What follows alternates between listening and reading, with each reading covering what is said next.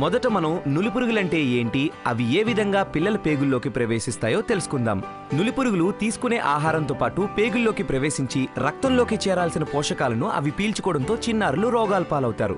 పిల్లల్లో సాధారణంగా 3 రకాల నులిపురుగులు కనబడతాయి: ఏలికపాములు, నులిపురుగులు, కొంకి పురుగులు.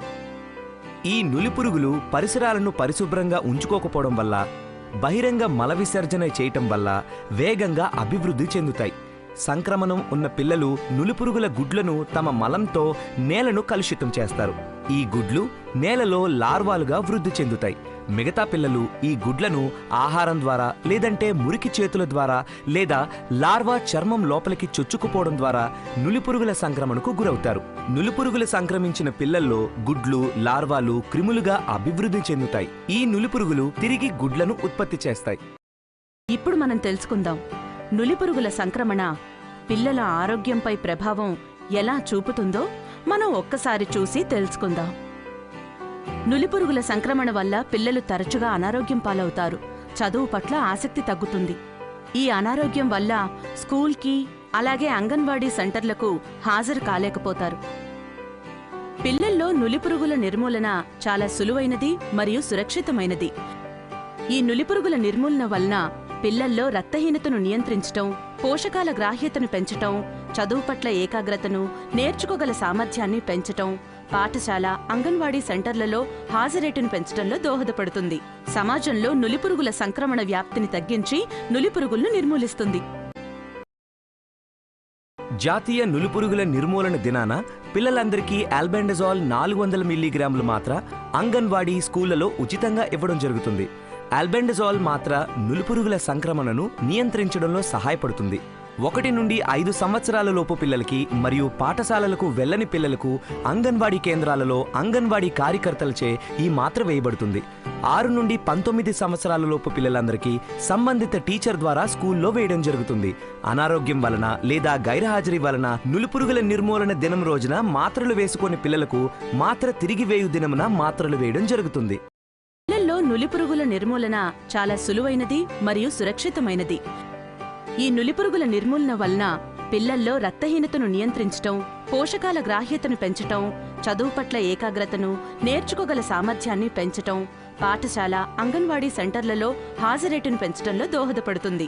సమాజంలో నులిపురుగుల సంక్రమణ వ్యాప్తిని తగ్గించి నులిపురుగులను నిర్మూలిస్తుంది. జాతీయ నులిపురుగుల నిర్మూలన కార్యక్రమం జరుగునప్పుడు గుర్తుంచుకోవలసిన విషయాలు: టీచర్లు, అంగన్వాడీ కార్యకర్తలు డీవార్మింగ్ మొదలయ్యే ముందు వీటి లభ్యతను నిర్ధారించుకోవాలి. తగినన్ని మాత్రలు, శుభ్రమైన తాగునీరు, చెంచాలు, రిజిస్టర్, మోతాదు మార్గదర్శకాలు.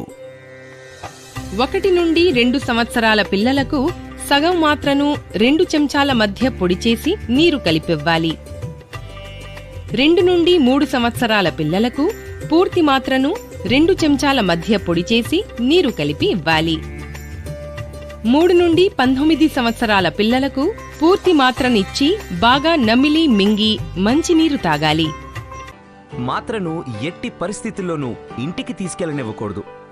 అనారోగ్యంగా ఉన్న పిల్లలకు, ఇతర చికిత్సలు తీసుకుంటున్న పిల్లలకు మాత్రను ఎట్టి పరిస్థితుల్లోనూ ఇవ్వకూడదు. జాతీయ నులిపురుగుల నిర్మూలన దినోత్సవం రోజున మందు ఇచ్చేటప్పుడు అటెండెన్స్ రిజిస్టర్లో మాత్ర వేసిన పిల్లల పేర్లు ఎదురుగా ఒక టిక్ పెట్టుకోవాలి.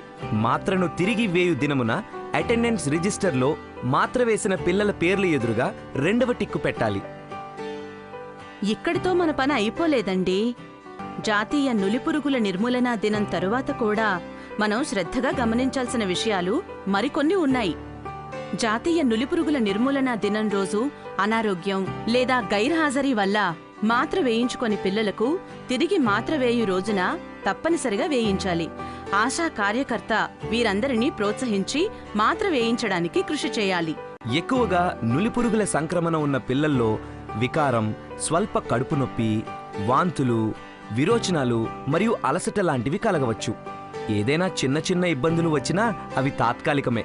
పాఠశాల అంగన్వాడీ కేంద్రం వద్ద వీటిని సులభంగా ఎదుర్కొనవచ్చు. ఏదైనా ప్రతికూల ఘటన ఎదురైనప్పుడు కంగారు పడకుండా ప్రతికూల ఘటనకు పాటించాల్సిన విధానాన్ని ఆచరించండి. పిల్లలకు బహిరంగ ప్రదేశాలలో నీడలో పడుకోబెట్టి తాగటానికి నీటినివ్వాలి. ఆల్బెండజోల్ మాత్ర అనేది సులభంగా నమలగల మాత్ర. ఒకవేళ పిల్లల గొంతుల్లో మాత్ర ఇరుక్కుపోతే పిల్లలను మీ ఒడిలో బోర్లా పడుకోబెట్టుకొని మాత్ర వెలుపలికి వచ్చేంత వరకు వీపుపై తట్టండి. ఒకవేళ పిల్లలు ఇంకా కోలుకోకపోతే సమీపంలో ఉన్న ఆరోగ్య కేంద్రాన్ని లేదా 108ని సంప్రదించండి. పురుగు రహిత ఆంధ్రప్రదేశ్, ఆరోగ్యవంతమైన ఆంధ్రప్రదేశ్.